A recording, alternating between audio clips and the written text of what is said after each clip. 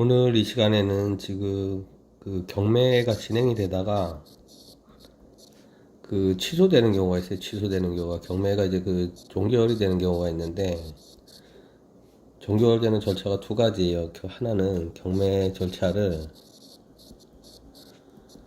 그 채권자가 취하하는 경우가 있고 채권자가 취하를 하는 경우가 있고 두 번째는 경매 절차를 동일한 경매 절차를 지금 채권자가 됐든 뭐 기타 제3자가 됐든 경매 절차를 취소하는 경우가 있어요. 그 취하하고 취소하고 어떤 차이가 있는지 한번 말씀을 드릴게요. 이게 지금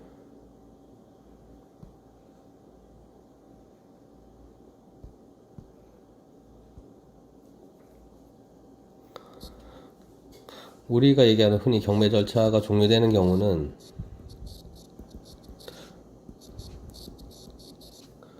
이게 두 가지죠. 한 가지는 이제 낙찰이 돼가지고 지금 대금을 완납을 해서 완납하고 종료되는 경우가 있고 두 가지 예외적인 경우로 경매가 취소가 되든가 취하가 되는 경우가 두 가지가 있는데 그러니까 입찰받는 입장에서는 이게 지금 두 가지는 동일해요. 경매 절차가 종료됐다는 거. 내가 입찰을 들어가지 못한다는 건 동일한데 이거를 어느 위치에서 봐야 되냐면 채권자 입장에서 봐야 돼. 채권자 입장에서 채권자라는 게 경매를 신청한 사람. 왜 그러냐면은 첫 번째가 그거예요. 경매 절차를 취한다는 거는 경매 절차를 취한다는 건 간단하게 일단은 지금 대출금에 대해 가지고 대출금이 변제가 되지 않아서 경매가 진행이 되는데 그게 낙찰 전이라 그러면 그대로 그냥 낙찰 전이라 그러면 경매대금하고 그 대출금을 변제를 하게 되면 그냥 그 경매 절차가 채권자 은행이 그냥 취하를 해요. 그 취하 서류를 제출을 하고. 그런데 문제는 뭐냐면 이게 낙찰 후에 경매를 취하를 하려 그러면 낙찰자 동의를 받아야 돼. 낙찰자 동의를. 그런데 낙찰자도 애써가지고 낙찰을 받았는데 동의해 줄 리가 만무하죠. 그렇게 되니까 뭐 일부 금전을 이제 배상을 해주고 그 동의를 받아가지고 취하는 경우가 있고 이런 경우가 이제 제일 흔한 경우고 그러니까 채권자 입장에서는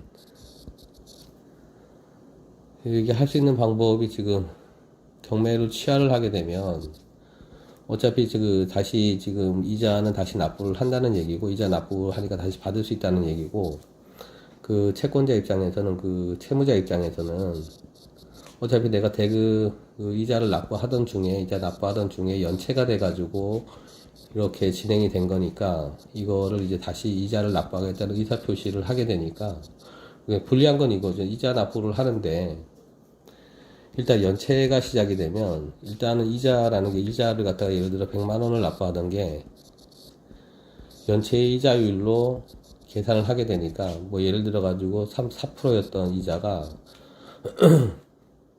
160%까지 들어가지고 6.4%로 계산을 하는 경우가 있단 말이에요. 그래서 연체 이자율로 일단은 중요한 거는 연체 이자율로 그 대금을 다 지급을 해야 되고 또 경매 신청을 하려고 경매 신청 예납금이란 게 있으니까 법원에 이런 부분을 다 지급을 해야지 취하가 된다는 거죠. 그래서 일단 두 부분을 나누면 취하를 하는데 낙찰 전이라 그러면 이게 낙찰 전에는 언제든지 가능해요. 이게 두 번째는 낙찰 후라 그러면 낙찰자 동의를 받아야 돼요. 이런 면이 지금 불리한 거죠. 그래서 일단 낙찰 전에 일단은 경매를 취하는 게 가장 쉽고 낙찰 후에라도 그 낙찰자 동의를 받는데 여기다가 일부라도 배상을 해주면 동의해주는 경우가 있으니까 그렇게 취하가 가능해요. 그런데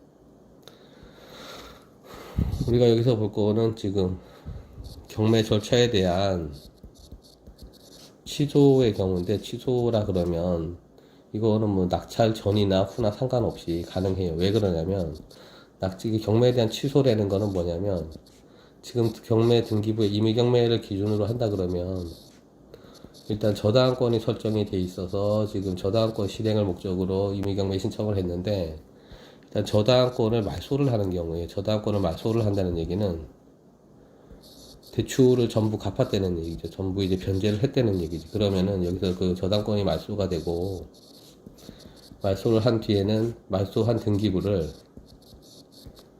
그 경매법원에다가 제출을 하게 되면, 경매법원 입장에서는 경매가 지금 원인이 없어졌으니까, 원인된 저당권이 이제 말소가 됐으니까, 이 부분을 가지고 경매를 취소를 해. 경매 절차를 취소를 해요. 그러니까 이런 경우에는 낙찰 전이나 낙찰 후나 상관이 없지. 낙찰 후나 상관이 없는데, 낙찰 후라 그러면 세금 납부 전까지는 취소를 해야 돼. 왜 그러냐면, 대금을 납부하면은 등기 여부와 상관없이, 소유권 이전 등기를 하든가 상관없이, 소유권은 그 낙찰자한테 가게 되니까, 법적으로. 그러니까 이 부분에서는 낙찰 후라 그러면 대금 납부 전까지만 취소를 하면 되고, 낙찰 전이라 그러면 언제든지 그 저당권을 말소를 시켜서 말소된 등기를 법원에 제출하게 되면은 취소가 가능해요. 그런데 문제는 뭐냐면, 경매를 취소하려고 하면 저당권을 말소를 해야 된다는 건데, 저당권을 말소하려고 그러면 전액하고, 대출금 전액하고, 여기에다가 이자 연체 부분하고, 여기에다가 또 지금 경매 비용 납부분, 이게 세 가지를 전액을 이제 납부를 해야 된대. 근데 문제는 뭐냐면, 이게 지금 경매에 들어가 있는 부동산이기 때문에 대출을 잘 안 해준다는 거지. 대출 안 해주는 이유가 벌써 그 채권자나 소유자 지금 신용이 문제가 생긴 거라는 거예요. 그래서 보통은 경매를 취하하는 얘기, 경매 취하 자금이라는 게 있는데, 경매가 일단 들어간 부동산에 대해 가지고는, 경매에 들어간 부동산에 대해서는 이미 소유자하고 채무자하고 신용이 어차피 떨어졌다는 거예요. 신용이 떨어졌기 때문에 이걸 보고 대출을 해줄 수 있는 금융기관은 없어요. 그래서 보통 대부업에서 예를 들어 가지고, 이게 지금 아파트가 10억인데 뭐 6억 정도 대출이 있었고, 지금 아파트가 시세가 상승하는 상황이기 때문에 충분히 뭐 지금 대출금 6억하고 연체이자 뭐 5천만 원 하고, 그리고 경매 비용 1,000만 원 하고, 이렇게 6억 6천만 원을 대출을 해주고, 대신에 대출 이율 같은 경우에는 8%에서 12%까지 가요. 연으로 따지면. 그렇게 되니까 이렇게 금액을 대출을 받아서 일단 경매 저당권을 말소를 하고, 여기에다가 경매법원에다가 지금 말소된 등기를 제출하게 되면은 원인이 없어졌으니까 경매가 취소가 돼요. 그러니까 이런 게 또 봐야 되는 게 뭐냐면, 그럼 이제 경매 취하 자금이라는 걸 또 한번 확인을 해야 되는데, 경매 취하 자금 같은 경우 아까 얘기했듯이 아파트가 만약 경매로 넘어간다 그러면, 그 아파트 같은 경우에 낙찰가가 굉장히 낙찰률이 좋아요. 낙찰률이 높으니까 경매가 진행이 되더라도 어차피 채무자하고 소유자 같은 경우에는 신용이 떨어졌기 때문에 어차피 금융기관에서는 대출을 안 해주는 경우고, 지금 취하를 한다 그러면 보통 이제 우리가 경매 취소라 그러면 전액하고 아까 이자하고 경매 비용하고 다 지급을 해야지 취소를 하는데, 취하 같은 경우에는 이제 채권자 은행에서 우리가 더 취하 신청을 할 수 있기 때문에 대략 이자 연체분하고 여기다 경매 비용만 납부를 하게 되면은 은행 입장에서는 취하를 안 해줄 이유가 없죠. 그래서 은행에서 취하를 해주는 경우가 있으니까 이렇게 하면 되네. 그래서 경우에 따라 가지고 이게 지금 이렇게 나눠지는 거죠. 그렇게 되면 경매 취소는, 경매 취하는 언제 할 건지, 취하 같은 경우에는 적어도 지금 낙찰이 되기 전에, 낙찰 전에는 그 낙찰 전에 이자 부분하고 경매 비용하고 납부를 하면 적어도 취하가 가능해요. 정리를 하면. 두 번째는 낙찰 후라 그러면 이자하고 경매 비용은 당연히 지급을 해야 되고, 여기에다가 낙찰자 동의를 받아야 되니까 낙찰자 동의하는데 비용이 들어갈 거란 말이에요. 이 비용까지 준비가 가능하다면 취하가 가능하고, 두 번째 경우에 경매 취소라고 하면 경매 절차를 그냥 원인이 없는 걸로 취소를 하는 경우인데, 첫 번째가 낙찰 전이라 그러면 당연히 그 저당권만 당연히 저당권만 말소를 할 수 있다 그러면 가능하죠. 말소를 하는데, 말소하는 방법이 일단 전액 그 대출 전액에 대해서 변제를 하고 이자 비용하고 경매 그 비용하고를 납부를 하게 되면은 저당권을 말소시킬 수 있고, 말소한 그 등기부 등본을 그 경매법원에다가 제출을 하면은 취소가 가능해요. 두 번째는 낙찰 후라 그래도 차이는 없는데, 낙찰 후라 그래도 낙찰 후부터 이 사람이 대금 납부 전까지는 취소가 돼야 돼요. 대금을 납부하게 되면 소유권이 그냥 등기 여부하고 상관없이 소유권이 이전이 돼요. 그러니까 일단 납부 전이라 그러면 동일하게 이자, 그러니까 전액 그 대출에 대한 전액하고 이자하고 그 경매 비용하고 완납을 하고 저당권을 말소를 시키면 이것도 동일하게 경매 절차가 취소가 돼요. 취소라는 건 낙찰 후에는 적어도 대금 납부 전까지는 그 취소가 돼야지 가능하다는 얘기예요. 그래서 오늘 같은 경우에는 경매가 이제 취소되는 경우가 있고 취하가 되는 경우가 있고 취소가 되는 경우가 있는데, 어떤 부분에 대해 가지고 이거는 취하라 그러면 어떤 경우에 지금 취하가 되는지, 어떻게 취소 같은 경우 어떤 경우에 필요한지 말씀을 드렸고, 간단하게 정리를 하자 그러면 취하 같은 경우에는 취소보다는 비용이 적게 든다는 거예요. 그러니까 그 연체 이자분하고 경매 비용만 납부를 하게 되기 때문에. 그리고 문제는 뭐냐면, 이게 낙찰 후라 그러면 이게 좀 절차가 복잡해진다는 게, 그 낙찰자 동의를 받아야 하니까 이게 지금 절차가 좀 복잡해진다는 어려움이 있고, 취소 같은 경우에는 이제 비용이 많이 들어요. 비용이 많이 드는 이유가 저당권을 아예 말소를 시켜야 되는데, 이 부분에 대해서는 그 대출금 전액하고